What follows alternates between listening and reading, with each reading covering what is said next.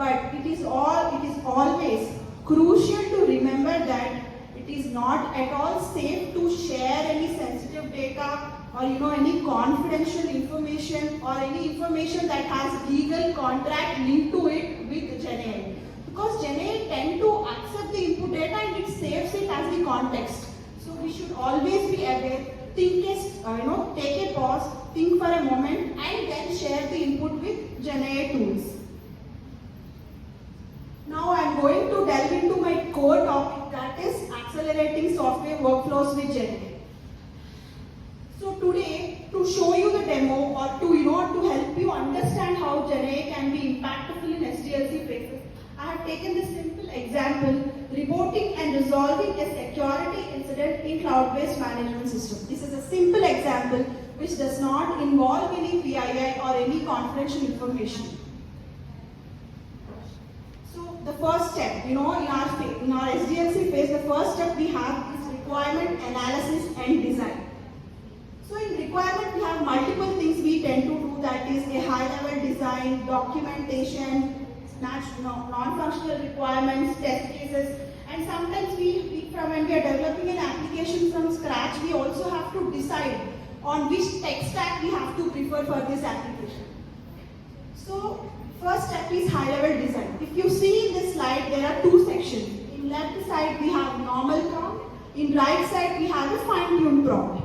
If you see in the normal prompt, I am just asking to generate a use case diagram, sequence diagram and component diagram for the requirement. In fine-tuned prompt, I have given a clear context, the target audience and instructions also. Let's see a short demo on how this is going to work. I choose Gemini platform to show you the demo.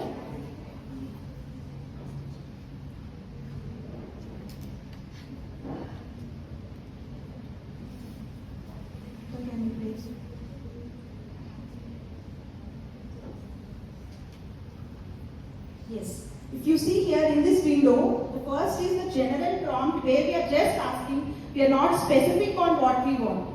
We just told that generate a use case diagram and other diagrams for the below requirement, and I have given the requirement here, the use cases, what we have as part of our requirement. If you see the response, yes, GenAI will give response to every question, but the thing is whether it is accurate or not. See, we have got some code. We didn't mention GenAI to give the code, but it has given code in whatever language it preferred. But that is not going to help us. So, if you go to the, just a second, we will go to, see, we have got a single sequence diagram for all the use cases, but generally we won't do that. We will have use case by sequence diagrams. If you go to the next window, if you see here, I have given the detailed prompt where I am asking in the prompt mentioning that you are a systematic technical business analyst. I am giving a role to the GenAI. And also I am mentioning that, I am mentioning that target audience are project managers, solution architect and development teams. And I am also giving instructions saying that generate code to render. I am giving code to render a sequence diagram, and I am also mentioning a diagrammatic tool called plant Maybe I am referring that tool. It is not a rule. We can use any tool whatever we want. See the response. It is more organized. It is specific to whatever coding diagrammatic tool platform what I am looking for, and we have got the code for entire use case diagram, multiple sequence diagrams, and the component diagram also. If you see, there are multiple sequence diagrams and also for each use case, and we have got the component diagram also. Next, here is the low-level design. So after high-level design, the next step we generally go is low-level design. And if you see the prompt, here I haven't mentioned the role, I haven't mentioned the context. Why? Because in Gemini it accepts session-based prompting. If we are in a single session, we don't have to repeat the context unless we have to change the context. So here, I want the same role, I want the same context, so I didn't mention it again in the prompt.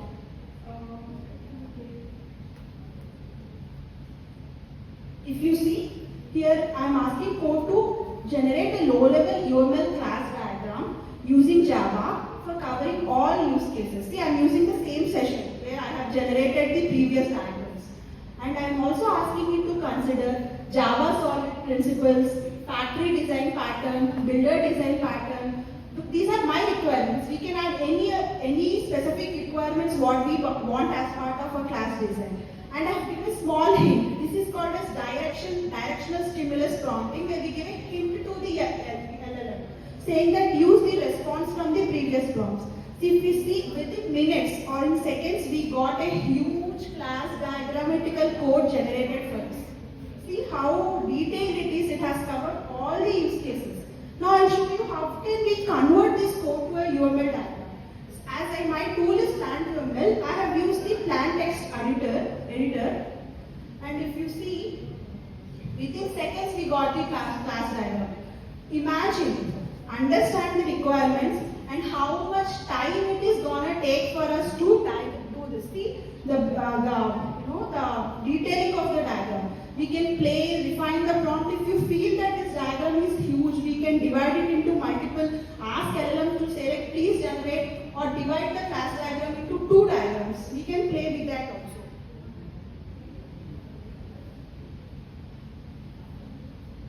So now the next thing is, and I always feel we are always reluctant to think about non-functional requirements because it is not straightforward like how we have our functional requirements. So it is always useful if we can take help of NFRs we can take help of GenAI to understand NFRs. See my prompt, here I am changing the role. Earlier the role was business analyst which I have given to GenAI. Now the role is act as a senior solution architect. Please think step by step. These simple words which we add to the prompt makes prompt to think, pause and act before it gives the response. And I am giving the context that I am using this analysis to develop a solution architecture for my program. And I am also clearly mentioning what is the output I am looking for. I am asking you to create the response in a tabular format with columns whatever I want. And if you see the response, see Gemini has directly given the tabular structure with requirement, NFR, quality attributes, scenario, and the criticality of each NFR. See, it happened in minutes. It's not like we have to exactly follow this. This is going to be a starting step for us. We have to enhance, we have to adjust as per our requirements, and we can take it from here. Next is test cases. Nowadays, we all are following the TDD kind of development. So, we all have to write the possible test scenarios even we start the development, before we start the development. If you see the prompt, here I have changed the role. Here I want you to act as a lead quality assurance engineer. The role has been changed. And I have mentioned that think step by step and provide all possible test cases. And I have also mentioned the expected tabular format of the output. And I am also giving the hint. So if you see the response, this is the response I captured directly from the LLM, that it has given the entire tabular structure. If you see, we have test cases, we have target users, and if you see, we have steps to execute also, like detailed steps to execute, and even it is showing us the expected result also. We just have to export this, make changes according to or enhance it and take it forward. And now again I want to show you a small demo on how we can take the help of GenAI to decide which tech stack might suit our application. I want you to act as a technical architect and would like to implement above requirement using a microservices framework. So I have already some priorities. I want to implement my system using microservices framework. But still, I am not clear whether I can go with whatever I know or whether there is some other technology framework which is more preferable. And I am also asking LLM to think in perspective of cost estimates, what is the learning curve, what are the market trends, and what is time to market. And if you see, LLM has given me the detailed analysis of, first it has chosen Spring Boot, and then it has given pros and cons, its understanding in terms of cost estimate, marketing trends. It also given suggested second technology, and it also has given pros and cons, and the other aspects also. Now I think, okay, let me get a comparison matrix which I can present to my client or my team. See, we got a comparison matrix in seconds. So it has covered all the aspects, and can take the aspects which we want and we can leave the other aspects, or we can give new prompt to add more aspects also if we want. So this is just an example. We can play with it, we can get wonder results also from it. Now, so the requirement analysis is done, design is done, documentation is done, test cases are done, we decided the tech stack. The next step is to divide and start working. So the next step is to do task and estimation. So here I am using a concept called interactive prompting. We don't have to give all the instructions in a single prompt. It is not required. We can interact with LLM as if we are interacting with a business analyst sitting in front of us, or a solution architect sitting in front of us. So let's have a quick demo on the same.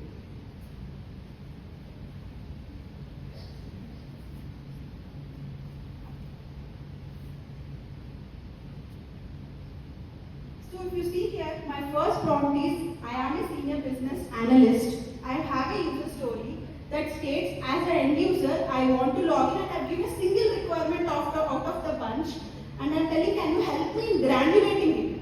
So Janay has granulated it and given all the user stories for me. Now I thought, okay, as per industry standards, we have to apply invest principles. Invest is like independent, negotiable, all those invest principles we have to add for a user story. So it has applied the investment principles. Now I want it to represent those data in a tabular structure with detailed acceptance criteria, which is very important for a user story. See, I wanted to, we got the response with user story, which invest principle it applied, and the detailed acceptance criteria for all the user stories. Next thing is, okay, I have divided the task. The next step is we have to estimate them. So what I am telling is, please add estimates to the given task, and I am giving a simple estimation technique as per my requirements. If you see, it has added the estimation technique and given estimates to all the user stories it has divided. So here we have interacted with LLM as if we are talking to a business analyst, discussing with a business analyst. You can refine your prompts from the response. Okay, you understood that, okay, this is response is not as per my requirements. Okay, refine the prompt, iterate, and get the accurate results. So our favorite step came, that is development. We all are developers, and this is like our major job to do. So for this, I want to quickly pitch into the demo.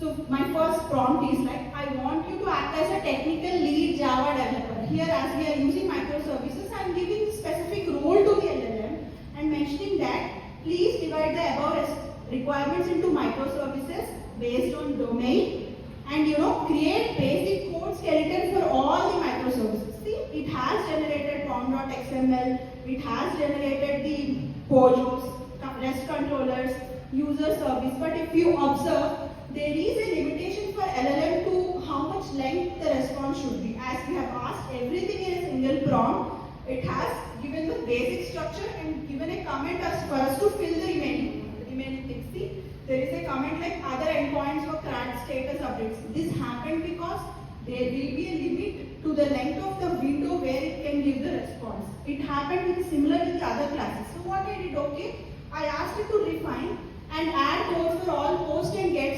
endpoints. It has added, but still there are like 5 or 6 microservices in this. It is a lot for LLM to show everything in a single response.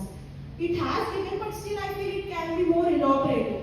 So I thought, okay, let's add more instructions to my prompt. Okay, it can be like I told, add all post and get endpoints, create interface and implementation classes. I told it create POJO classes for all entities. I told to create DAO layer in the implementation classes also. And now let's see what will be the response. See, it has generated the code, but I feel still it is depending on the comments for us to fill in, because the response is huge. There are a lot of microservices in this. So I thought, okay, I want to make my prompt more specific. I want more accurate response. So the first step is we have to make the prompt more specific. So what I did, I made a small change to my prompt. Instead of getting code generated for all microservices at a time, I informed LLM to form a step-by-step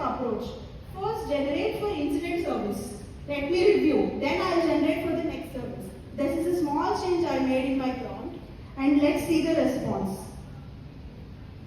See how detailed the Pojo is. Earlier it was not like this. See, it has given all the getters and setters. It has given the DAO layer. See how many methods it has added in the service layer. See how many methods. Earlier it was not like this. It asked us to fill in after doing some amount of coding. Now the next step is, okay, I'm done with my service layer. Let me test it. First step to test is writing JUnits, right? So okay, I'm asking it to write the JUnits. So I'm telling it to create a JUnit test class for my service IMPL class. And also I'm telling it to use JUnit 4 and Mockito, and I'm telling it to ensure functional correctness, cover all the edge cases and adhere to best coding practices. I'm giving instructions to the prompt, and I'm also mentioning that please create required test data, please add mocking objects wherever it is needed. Okay, see, I've got a test class generated. It has handled the mock objects. It has handled the creation of test data at the beginning of the test, and it covered all the edge cases.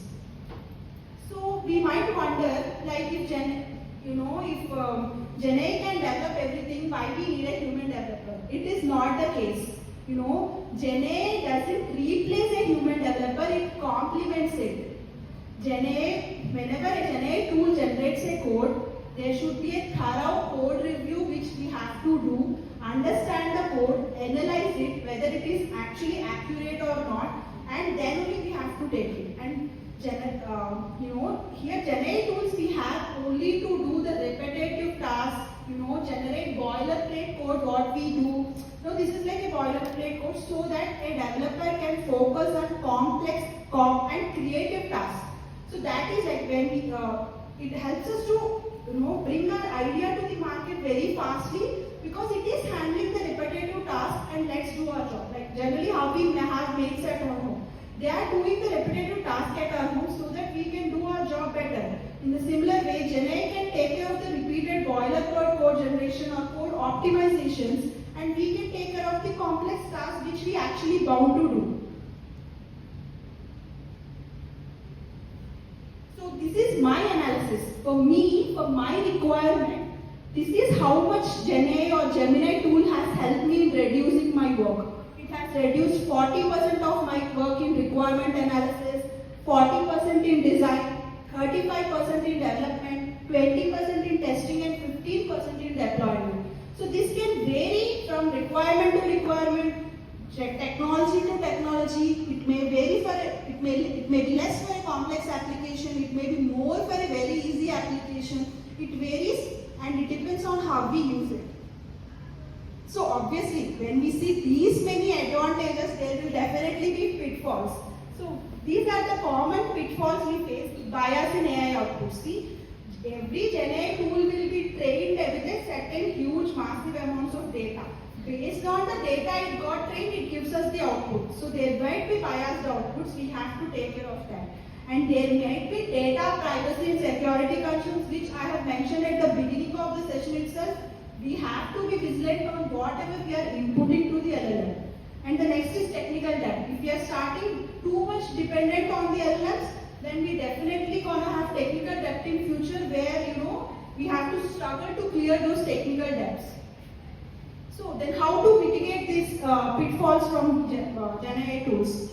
First step, what we have done today is having well-crafted prompts. When we craft our prompts, it is not a rocket science to craft the prompts. These are very, very simple techniques which we can do in our natural language, but in a better organized way. So well-crafted prompts is the first step. Next step is feedback. Most of the LLMs, once it generates the response, it asks our feedback, whether this response is accurate or as per your requirement. Giving timely feedback for our responses make LLM get more vigilant, and they might train with correct data in the next iteration.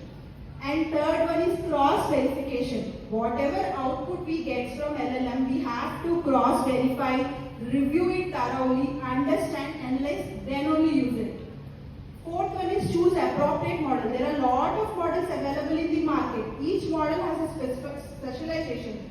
For example, if you take Gemini Code Assist, it is specialized in generating the code, optimizing the code. GitHub Copilot, it is also specialized in optimizing the code. You know, we have tools plugged in with Jira, which are specialized in generating UML diagrams. So choose appropriate model which can get us accurate results.